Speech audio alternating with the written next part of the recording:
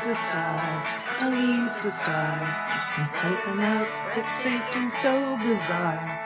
Alisa Starr, Alisa Starr, she's your friend. That's my friend, Ivy Ricci Ross, singing a song about me that I made up. And it's me. These are my thoughts. Thank you for listening or watching, if you are watching this video that I am making of the podcast. Also, please like and subscribe. I'm trying to get more subscribers so I can spend more time creating these for you. Today, I want to take you on an imagination adventure. Let's imagine that every month you have a dick, and it leaks green pus. It's natural, your dad tells you, but women find it disgusting, and you find it disgusting too. So you spend at least a week a month hiding that you're on your green week. You're always checking to make sure you don't leak green dick discharge on anything. But you also have to make sure that you wash the dick cream off after a few hours, or else your body can go into shock and you can die. Death by dick cream is something you don't want to have to make your mom say, even though you'd be dead. And so technically it wouldn't be as embarrassing as if you'd stayed alive. So you put the dick cream on, you let it set, then you wash it off no more than 3 hours later. You hide your dick cream. Everybody you know is always like running out of dick cream, so you pass it to each other in secret, like drugs. You put this cream on your dick every day for a full week, once a month, 12 weeks a year, free. So for 3 full months every year for 40 years, you're covering your hands and your dick in the dick cream. And that adds up to 10 years of your life every day. You've put dick cream on your dick to keep the green pus at bay, right? And all of society has told you, like all the commercials, all the TV shows, all the TikToks has told you this cream will keep you from grossing out other people with your natural body. And dick cream costs money. Some dick cream is more comfortable than others. The extra comfy, good smelling dick cream is extra money. And then you find out there's lead and arsenic in the dick cream. So you may have been ingesting the lead and arsenic through your dick or your hands. Also, this dick cream entering the, like on your penis, like putting it on your hands, not great for you to put lead and arsenic on your hands. But there are microscopic tears in the penis. That's why gay men tended to have higher rates of HIV, is because of microscopic tears in the penis, meaning that the penis is a lot more porous than the vagina. So you putting this cream on it, and that cream is going straight through those microscopic tears and into your bloodstream, right?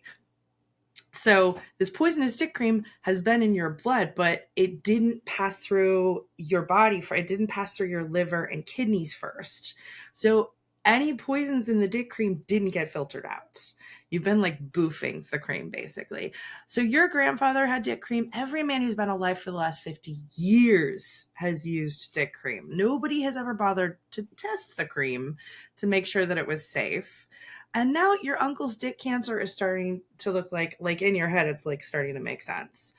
And your cousin's dick cysts don't seem like bad luck or anymore, or a genetic problem anymore. Half the people you meet don't have dicks. So they're like, I wouldn't worry about it. There's not enough poison for it to affect you.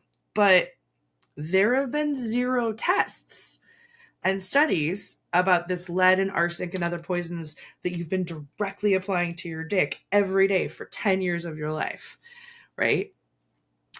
There have been 0 tests. They just found out about the lead and the arsenic in the cream like a month ago. The scientific community hasn't even had time to do another study to follow it up and see if all the dick creams are poisoned, right? But every time you try to bring it up with a non-dick haver, they're like, it's probably not a big deal, right? But you know a lot of dick owners who have mysterious pain in their dicks, cancer in their dicks, cramping in their dicks, dick tumors, dick cysts, and weird other dick swelling pain, leakage, discharge. As a kid, like, you were worried about your uncle's dick cancer or your cousin's dick cyst, but until your own dick cyst started to appear, you didn't realize how like frustrating it is to go through. Because when they go to a doctor, the doctor tells them usually like, oh, that's normal. Every dick is different. Maybe your dick is just extra tumory. Are you sure you're not just depressed? If there's something wrong with your dick, it's probably your fault. Have you had a lot of sex? You had a baby. So this is how your dick is now. You didn't have a baby. So this is how your dick is now. And dicks change so much over time. We couldn't figure out how to study them. So nobody knows what could be wrong with you. And you're probably just looking for attention. Recently, medical students have tweeted and talked about how, as doctors, they're trained. Like, their training is to dismiss dick owners, is to assume that dick owners make up most of their symptoms anyway. So they're just naturally dismissive. Like, that's their training. Once you started reading about that, it led to like a low-level fury inside of you. You try to ignore that while also trying to take care of your dick. You hear the dick pain increases by eating too much chocolate or drinking too much coffee, but now you're convinced that doctors don't care if you live or die, so you're not taking their fucking advice or giving up chocolate. Coffee, however, I mean, I'm usually a coffee pot kind of a day girl. I don't usually care about the taste. I just want the fucking caffeine. But by the time I'm awake enough, I got to pee so fucking bad, it sidetracks me. And then the whole cycle makes me cranky and keeps sidetracking me. It's hard for me to finish my goals, like accomplish things. But Magic Mind makes these little shots of yummy green energy. One shot will keep your brain going for like 8 hours. It's matcha. So it's still caffeine, but it's like better for you than coffee. Usually I hate the taste of tea. Tea tastes like ugh, to me, but this just tastes like a smoothie. It's awesome. You only need one shot versus several cups of coffee, and I do not miss having to run to the bathroom every freaking half hour. It's also got ashwagandha, turmeric, lion's mane, and cordyceps mushrooms. They're not like the fun kind of mushrooms. They kind of are, but they reduce swelling instead of making you trip out. And inflammation is the source of most pain. So I know that we're headed for the cold weather. The fact is that if you've got inflammation, it doesn't matter whether the weather is cold or hot. Your shit will swell up and you will have to tend to it. And all of these things are anti-inflammatories, which is a good way of reminding you too that not only is inflammation the source of most pain, but also when you're in less pain, your brain works better, because these are usually marketed to help your brain work more consistently, faster, longer. Magic Mind put this tiny, sorry, but I used to having the little bottle with me, this tiny little shot of energy together, and he made it really tasty. I have a ton of food allergies, but that didn't matter because Magic Mind's got no sugar, is nut-free, vegan, keto, and paleo-friendly, and gluten-free, dairy-free, and includes vitamins C, B, D. And they're offering you a discount. My listeners, it's fucking off the hook. Go to magicmind.com and get 48% of your first subscription off, or 20% off a one-time purchase. That's magicmind, magic.com/STARR. Use the discount code STAR20 to get the 48% off your first subscription order, or 20% off your first order. Although I'd want the subscription because there are some really amazing long-term effects if you take it over and over and over and over. They asked to sponsor this episode. I'm really glad they did. It feels really good to have a group of people who believe in me and who want to hear more of my voice, especially like I said, because I've got pain stuff going on. And so I um, can't always walk around and show my snarky cards off to strangers at bars. Sometimes I just want to sit and talk to people on the internet. So thank you, Magic Mind, for making that possible. And please check their shit out. It really keeps me going. And again, if you need more brain power or caffeine that doesn't cause inflammation, go to Magic Mind, magicmind.com/STARR and use the discount code STAR20 to get STARR20 to get that 20% off the one-time purchase of 48% off a subscription. So back to our imagination adventure. That dick cream scenario has now happened to women twice now in the last 100 years. For the last 100 years, Johnson & Johnson has been selling talcum powder to women as a personal hygiene product. To keep babies' butts dry. You may remember people like in the olden days using talc or talcum powder to keep like a diaper rash at bay for babies. And they also sold it to women to keep boob sweat, swamp ass, and normal vagina smell and discharge at bay.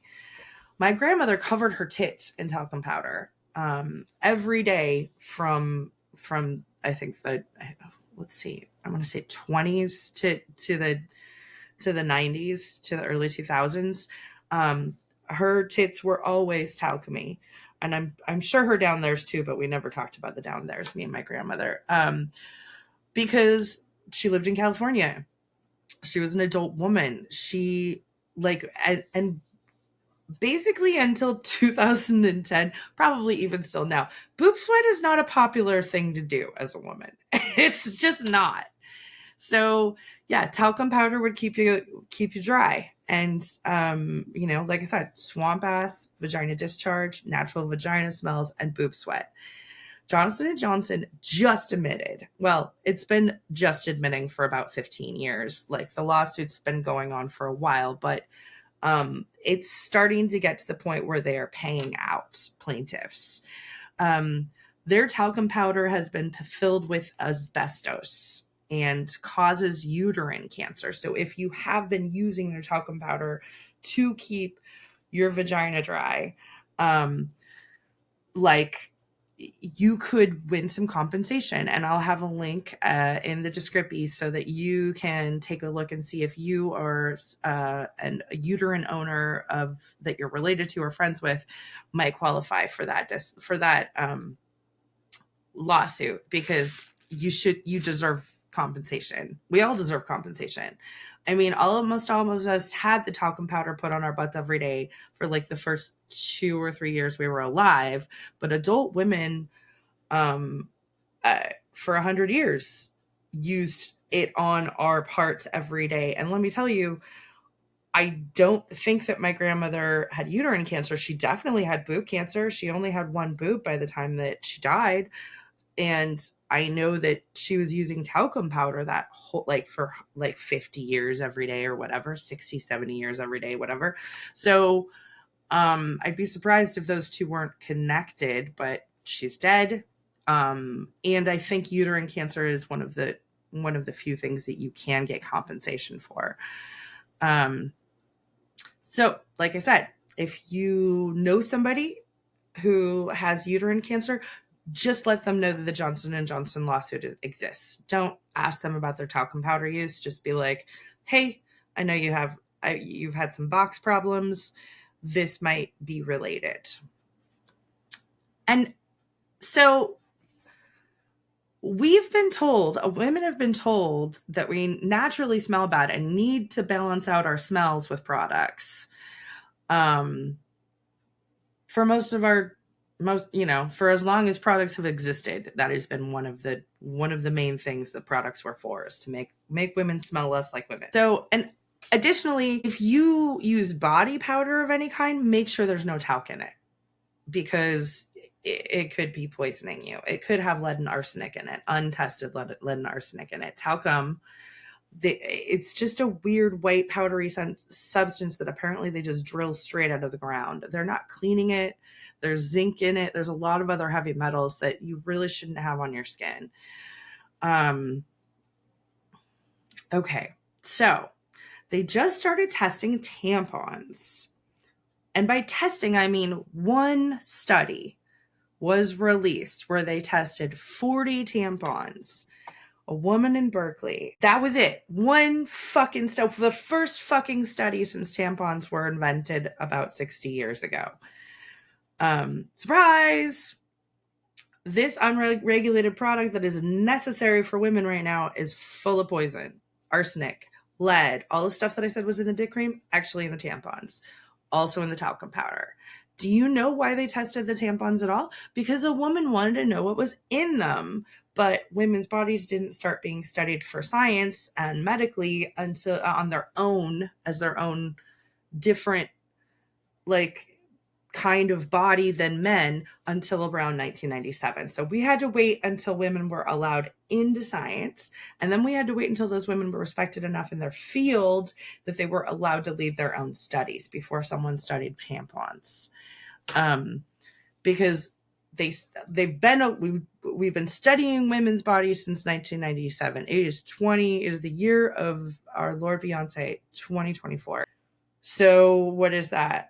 27 years. That is a person's career. We had to wait until enough women were respected enough scientists before one of them got a grant to study tampons, or just was respected enough in her field that she did a tampon study and nobody made fun of her afterwards. Now, why are tampons? Because we didn't have them, like I said, until about 60 years ago. Because, I mean, obviously, when we bleed in an obvious way, it makes men uncomfortable. And some women. But for the first 10,000 years of the world and life, women just bled into fabric. It's called free bleeding now. Also, keyword in there, free. Free. If you want to exist without worrying that you just bought a box of cancer tampons, it's what we're all going back to. Because the thing about the bloodstream is still applies, right? Even though we're using the tampons, we're sticking them into our vaginas and they're still passing through that blood barrier, right? So those metals are still bypassing our liver and kidneys in order to get into our bloodstream. So when the doctors you see for your symptoms tell you that women's bodies are too complicated and they never studied them, they're true. I mean, they're right. They've never studied women's bodies. I don't think it's because we're too complicated. I think it's because the medical establishment has been, one, too lazy, and two, made for men by men. So they don't know what the fuck is wrong with you, so they try to make you feel like it's your fault. All the while, we're being told that we'd be more presentable as people if we hid our periods by sticking the cancer sticks in our vaginas. Now, here's the deal. All the tampons tested contained concentrations of metals, and these metals don't have a safe level. They weren't like, all right, it's 200 times the amount of lead that's safe to put in your body. There's no fucking safe level of lead or arsenic to put in your body. And these like arsenic can lead to infertility. Lead can lead to explosive anger. There's a reason why we don't use it in gasoline anymore, because it caused violence, basically, as well as lowered IQ points. So let's go back to your dick cream problem. What do you do now that you know your dick cream has been poisoned? Do you keep using it even though when you look at the cream, you just see poison now? Do you let your dick leak out green pus once a month, even though you and other people think that's gross? Do you fucking ignore all of it? All the news, everything you know? It's your fucking dick and it's still green and pussy. 7 days a month. How do you handle that now? So I've always been a free bleeder. If I like it, I bleed on it. I bleed on my bed. I bleed on my couch. I bleed on my cats. I bleed on my friend's couch, my clothes, my friends.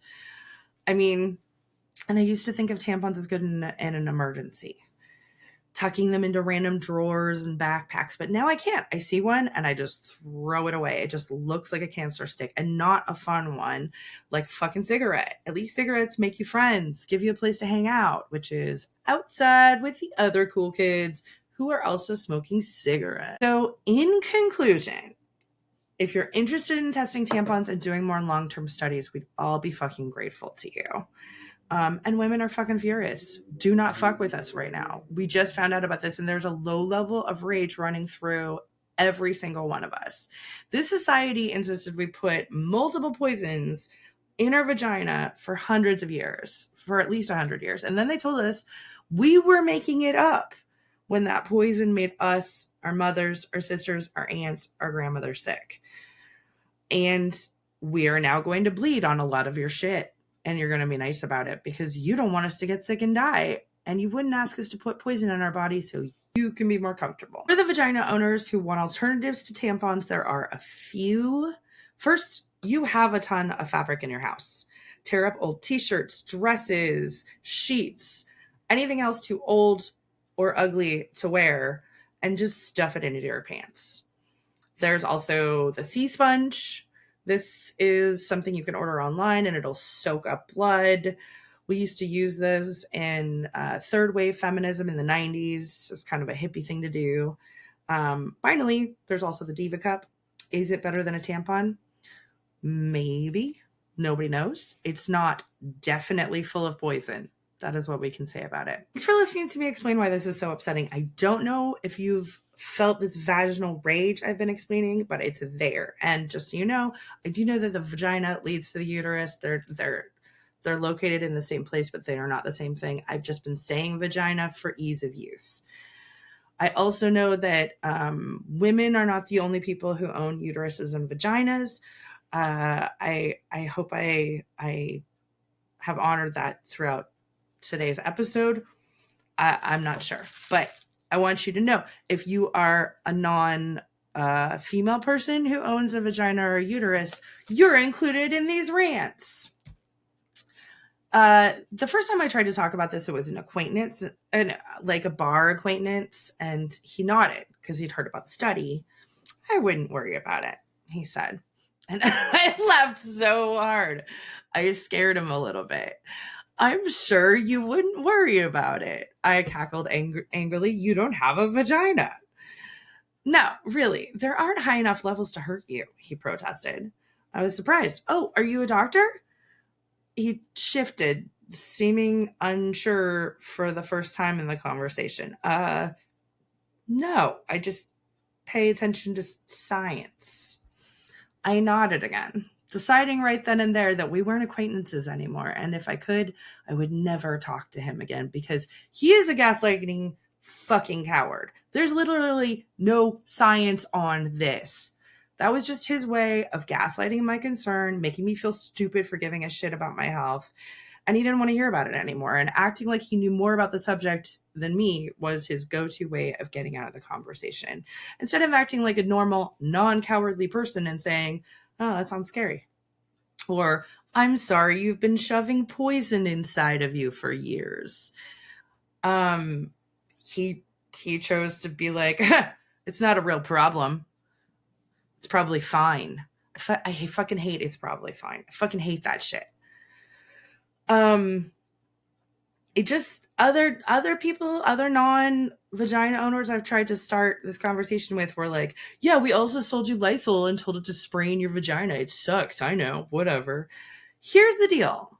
None of those tampon brands have been pulled from the shelves. There's no national recall. They're still for sale. So is the fucking talcum powder, which you can find on eBay. And we're still expected to use tampons or something tampon-like in order to hide our periods from 50% of the population. There's no national outcry about further studies. There's just one fucking study. We didn't even drill down into all like 500 brands of tampons. There were 40 in the study. All of them were bad, even the ones that were so-called natural. But like one study of 40 tampons, the scientific community hasn't had any time to do a second study, to do a bigger study, to do further studies. There's no science saying it's fine, much less a study saying what the long-term effects of soaking up that much arsenic and lead could be. Right? We've just discovered that we've been sold poison and told to put it inside us again. And we're just expected to keep doing it. And every time we talk about it, we get an eye roll. There's no national outcry even for further studies. There's no OBGYN doctor saying, oh, good, now we can examine whether this is connected to the endometriosis, cancer, cysts, tumors, and other horrible vagina problems, diseases, infertility, or lead and arsenic, known to cause Alzheimer's, like I said before, violence, infertility, right? Just knowing those poisons already fuck the body up, and trying to figure out if there's a correlation between women having higher experiences with those. No OBGYN has been like, oh, cool, now we can find out what the real problem is. No, we're just supposed to keep fucking going. Just keep doing the stupid thing you're doing that is probably going to kill you, or at least make your life very painful. So if you do not own a vagina/uterus, the least you can do is fucking listen and be sympathetic to our very normal fear and rage about finding out this information. And pretty much every woman or uterus owner knows about this. Remember how upsetting it was when I said the word dick cysts? Yeah. I want you to carry that level of terror and anger and keep it as a way to be empathetic the next time a woman tries to explain her terror and anger about this situation to you. Because a lot of us are getting those dick cysts monthly in our situation. And they fucking hurt. Like a lot of the endometrious cancer, tumors that are also probably caused by, definitely caused by Johnson & Johnson, but probably caused by tampons as well. So we deserve your kindness and your sympathy. And I would really like it if I got it when I'm looking to randomly talk about this to any stranger on the street.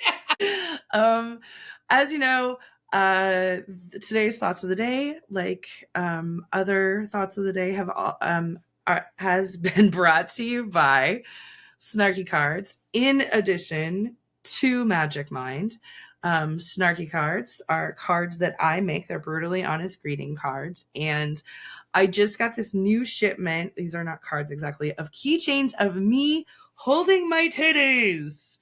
They are $15. They are 3.5 inches long. So the size of my actual cleavage, right? And it's a keychain. It's got a little star on it, which I really like because my name's Starr, and so it's fitting. You can also get this double whammy. This is a 2.5 incher of me holding my tits, and then a smaller me holding my tits, 1.5 inch of me. It's still, if you add it up, it's 4 inches of me, which is, it's nice to have that cleavage right there, for measurements. Anyway, you can get both of these at snarkycards.net. Again, if you enjoyed this podcast today, I totally liked making it for you. I hope that you enjoyed our imagination adventure, and please like and subscribe so that I can make more of this shit for you. Have a wonderful day, you guys. God, you guys, I just that's not it. This is it. Oh my God, you guys. Nope. As you can see, I totally have new keychains of me and holding my tits, which I think we can all agree are amazing. I had to change suppliers because my old supplier, Sticker Mule, supports Trump. And so I went with a different supplier, and I love these new keychains. They're two-sided, so no matter what happens, you're always seeing me hold my own tits. They're 3.5 inches, which is only half an inch smaller than my actual cleavage. Very life size. And there's this Starr keychain part, which I like because my name's Starr, and then it's a picture of me, and then it's also a star on it. Oh my God. You can get these for $15 on snarkycards.net. Please like and subscribe if you enjoyed this video or this podcast. I really enjoyed saying all this shit to you. Thank you for listening to my thoughts, you guys. Alisa Starr, Alisa Starr, clever mouth, breathtaking, so That's me. bizarre.